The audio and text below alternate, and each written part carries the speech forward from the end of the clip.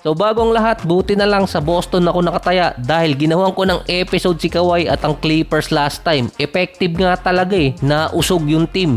Dito muna tayo sa Golden State at versus Jazz. Si Draymond Green mukhang mabibreak ang record ni Rasheed Wallace na eject na naman sa laro versus dito sa Jazz.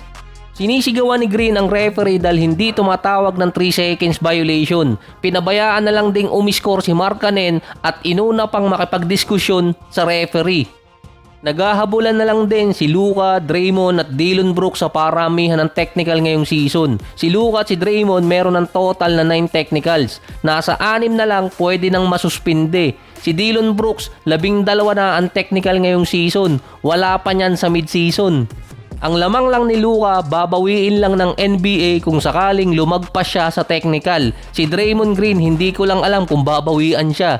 Sa 4 games din ni Green, na-eject siya versus Suns, umalis ng mid-game versus Magic, hindi naglaro sa OKC, tapos na-eject pa sa Jazz.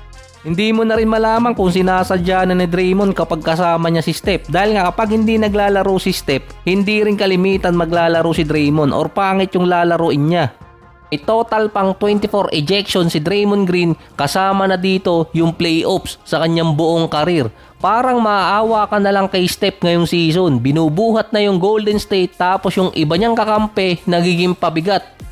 Pwede pang mag-cost ng game sa Golden State yung ginawa ni Draymond kung sakali. Parang mas busy pa at mas focus si Draymond na ipagtanggol yung isa niyang best friend kesa kakampi niya. Si Steph 31.6 out of 12 mula sa 3-point area. Si Butler naman nasa 15 points at 7 assists.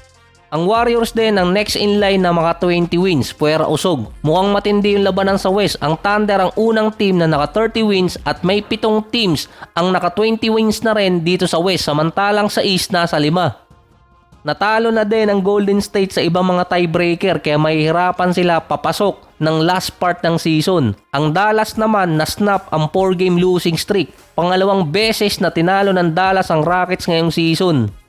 Parang baliktaran din ang Dallas at Houston ngayong taon. Tinatalo ng Mavericks ang mga teams na playoff contender gaya ng Houston at Nuggets 2 beses tapos ang Detroit pa. Samantalang ang Rockets natatalo sa mga teams na below top 10.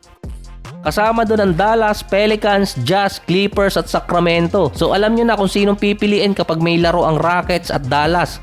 Versus Houston, 26 points, 12 rebounds at 5 blocks si Anthony Davis. Mukhang ayaw talaga magpa-trade. Ang January, ang timeline na babalik si Kyrie sa conditioning part para mahabol yung February timeline na sinabi dati ni Coach Jason Kidd. Since si Anthony Davis mainit na nasa trade block ngayon, nagdadalawang isip ang Dallas at si Kyrie kung ibabalik pa ba siya ngayong season. Kasi ang sinabi ni Jason Kidd, hindi nila hinahabol na makarecover si Kyrie sa kanyang injury kundi maibalik ang best version niya, which is next year na ang pinaka best time. Nasa 3 games behind pa naman ang Dallas sa number 10 at number 9 position.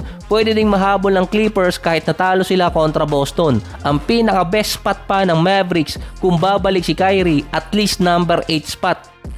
Willing na rin kasing i-trade ng Dallas si Anthony Davis na ang prioritize nila ay young player at mga expiring contract. Kung mid-February pa babalik si Kyrie, malamang hindi niya abutin si Anthony Davis at pumasok sa tanking phase ang Dallas. Halos 1 buwan na lang din na natitira bago pumasok ang deadline at target pa doon malalaman kung maiti-trade si Anthony Davis bago yung mismong deadline. Si Alperen Sengun naman nagkaroon ng injury 1 minute mark ng first quarter. Lateral sprain sa paa ang nakuhang injury nito si Sengun. Parang biglang kinabahan na agad itong si Kevin Durant na mawawala yung big man nila ng matagal.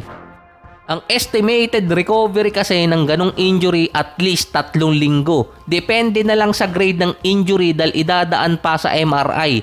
4 na games ding nawala si Sengun ngayong season para sa Houston pero 3-1 record naman ng Rockets. Basta andun si Kevin Durant, wala namang problema ang Houston. Pwera lang sa point guard. Marami ding pamalit na big man ng Rockets. Hindi nga lang kasing husay ni Sengun pero andun naman si KD bilang scorer. Dahil ang problema dati ng Houston kapag nawala si Sengun, yung offense nila, naiipit lang kay Jalen Green. Kahit nga si Anthony Davis na isa sa best defender, pinasasayaw pa rin ngayon ni Kevin Durant. Ilang play na hindi ma-stop ni AD si KD. Ang sunod naman makakalaban ng Rockets, Suns, tapos susundan ng unpredictable na Portland, dalawang sunod pa.